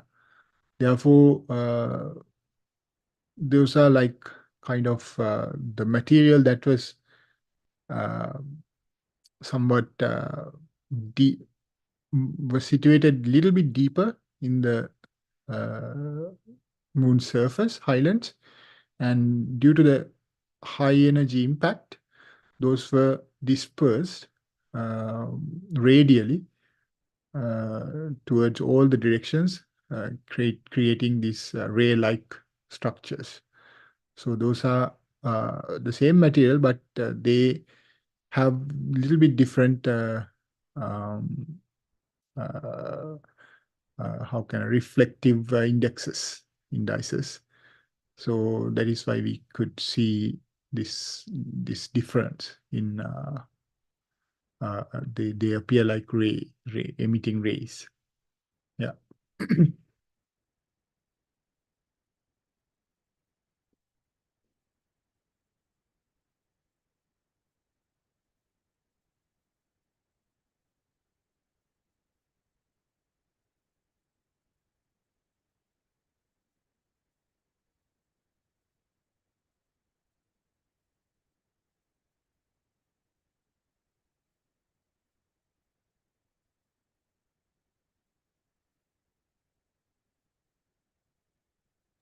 So, Mr. Devin, the next question says, what will happen to the moon when our sun turns into a red giant?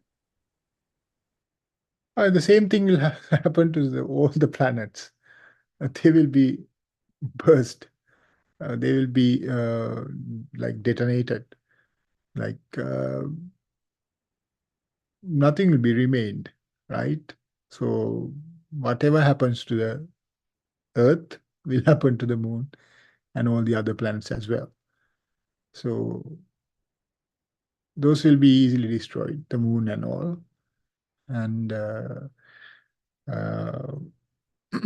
the same fate. There is no difference. Yeah.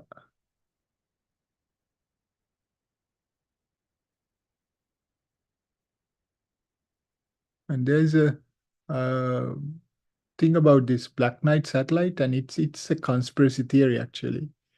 So people think that like there are hundreds of thousands of conspiracy theories. So we some of those are scientific and some are not.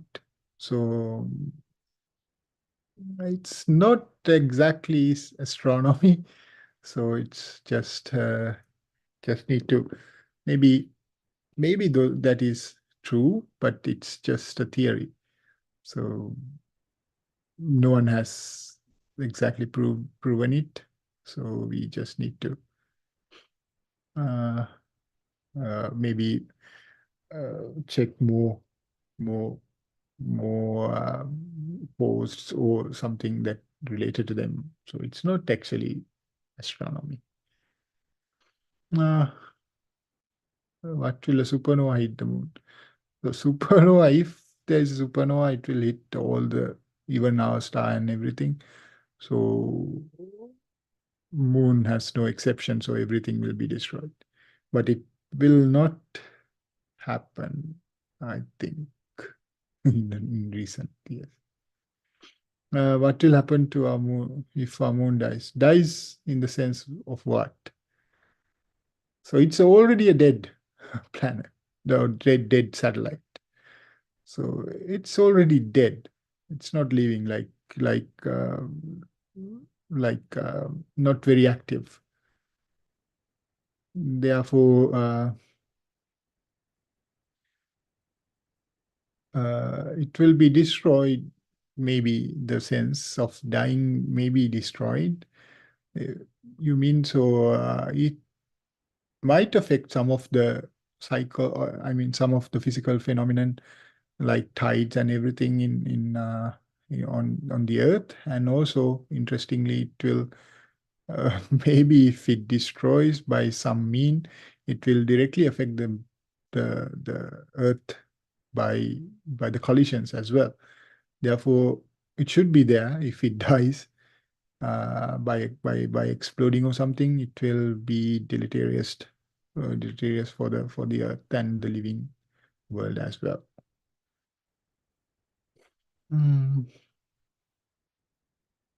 Water in the moon, yeah, it is possible actually. There are some areas of moon that the solar energy or the sun rays never reaches. Some parts like some polar areas. So the deep craters in those areas may have water deposits. So it's very feasible to find water if we check at the right place. And how Neil Armstrong came back from the moon to Earth? Yeah, there was an orbiter, right? It was orbiting around the moon, so they reached that one and came back after the moonwalk.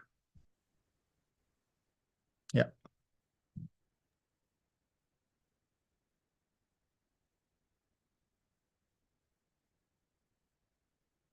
So, Mr. Devendra, there's a common question from all our participants. How does the moon affect the tidal waves on Earth? It's the gravity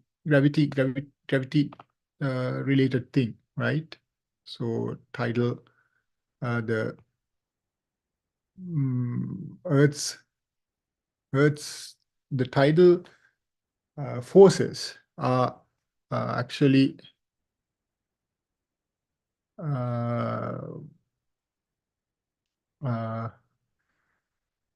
like how can I say that? The tidal forces affect the whole body, whole celestial body, but on Earth, the water is more prone to this effect, and the changes are more more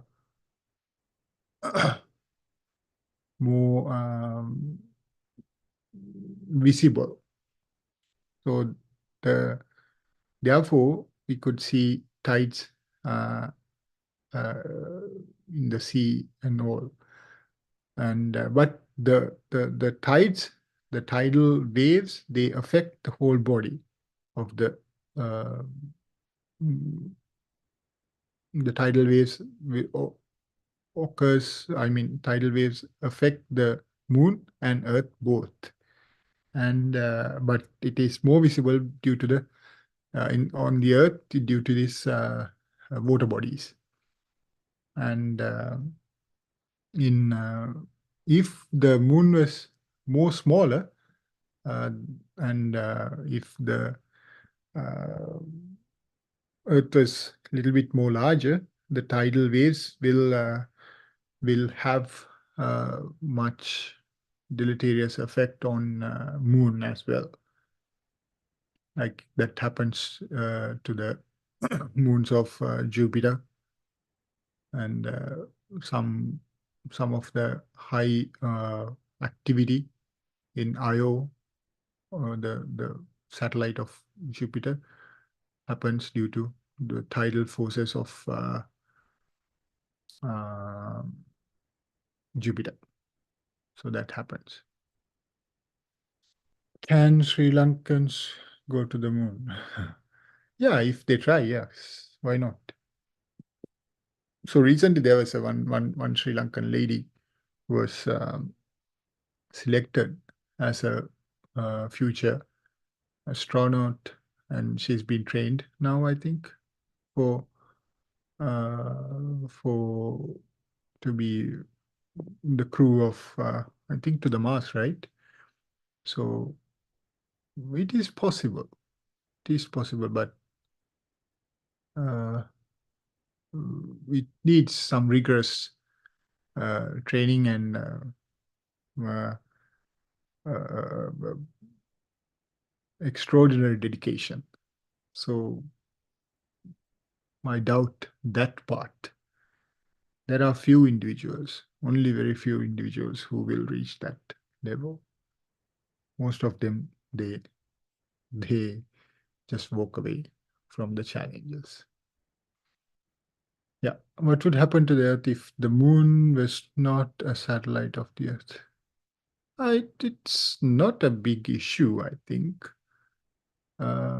Some of the physical phenomenon will not be there. Like, so for example, like Venus doesn't have any moon, right? So it does not affect it in a bad way, I guess. But uh,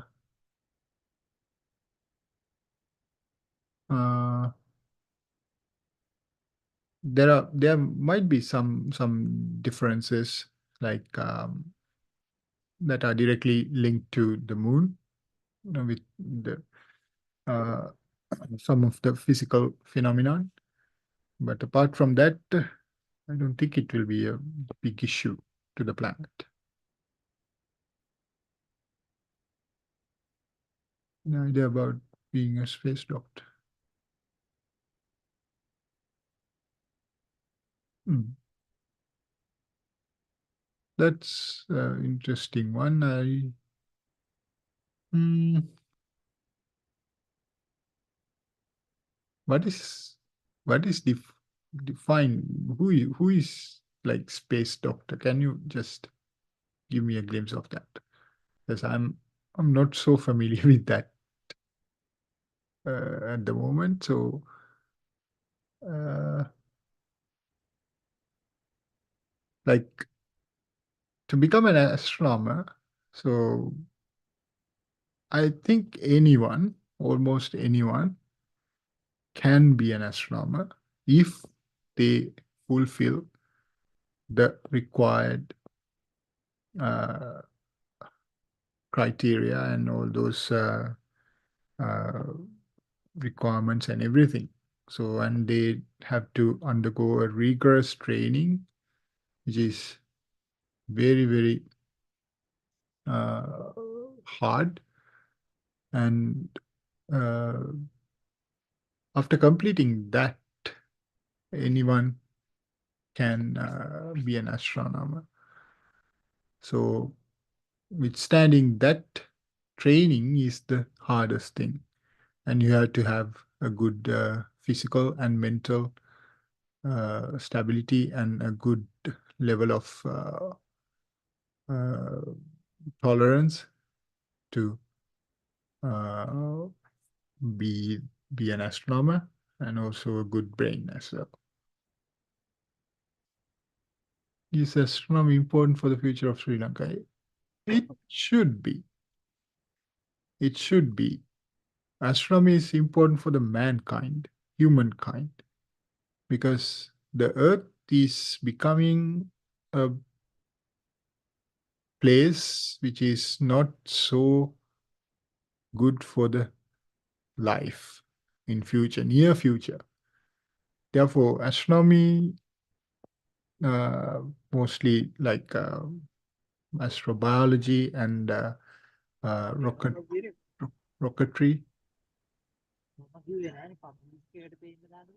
they uh, they, they try to solve those problems.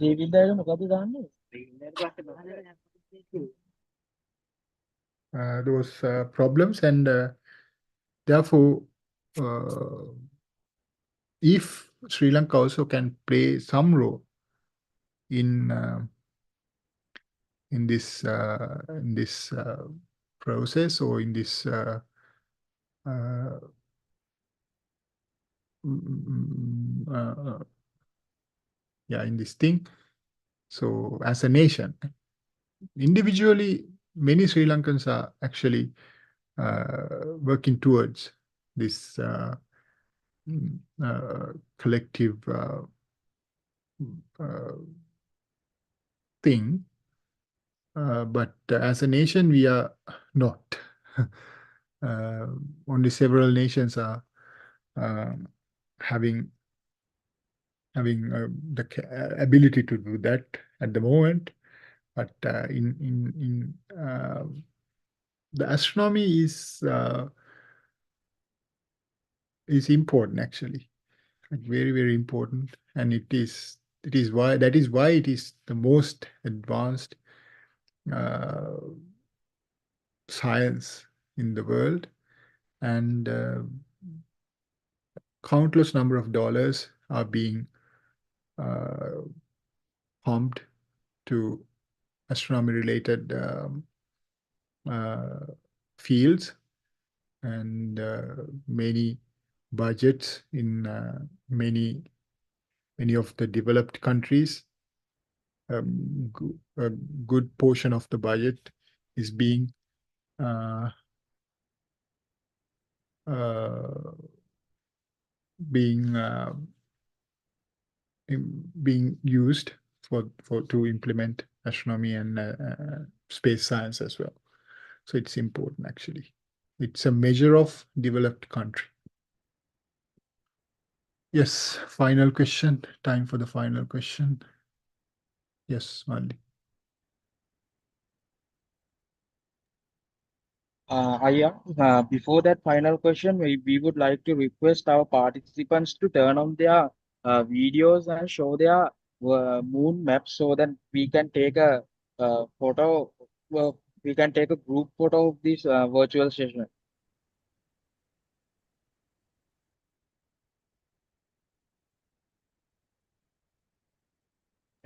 Participants, please accept this kind request and turn on your videos and show us your mapped paper.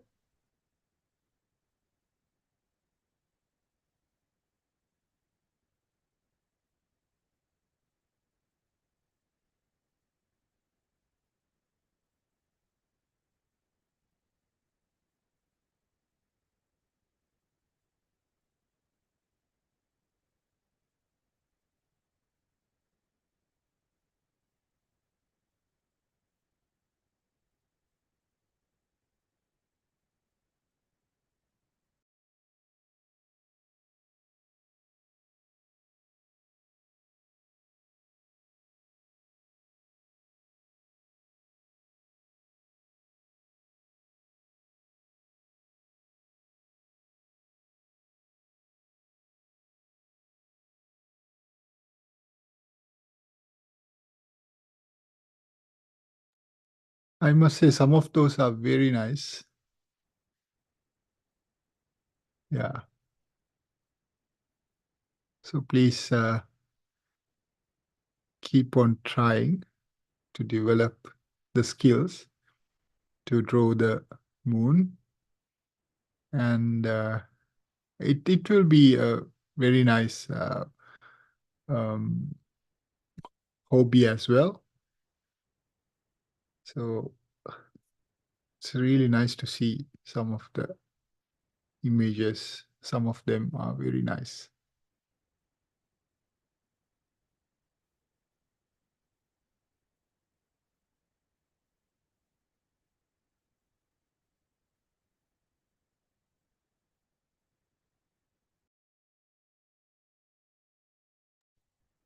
Thank you for participants for showing their maps and we have taken the group photos. Now you can turn off your videos. And it's time for the last question. Uh, the last question is, Mr. Devendra, scientists have discovered that Earth's second moon is actually a piece of rock attracted by Earth's gravitational force. Does it have a chance to Does it have a chance to hit the Earth? hit the actually there are there are many such asteroids held together by the gravity of Earth and Sun. Like if you have heard, there are this um, certain points in two-bodied system called the Lagrangian points, which are important as like for example, like Earth and Sun, when we consider Earth and Sun, there are several points where the gravitational field or the gravitational force between Sun and Earth balances. Okay, so those are called Lagrangian points. So at those Lagrangian points, some of those Lagrangian points, especially there are two Lagrangian points, 60 degrees from the uh, like with an angle of 60 degrees from Earth, which is a little bit on the on the Earth's path along the around the sun. So these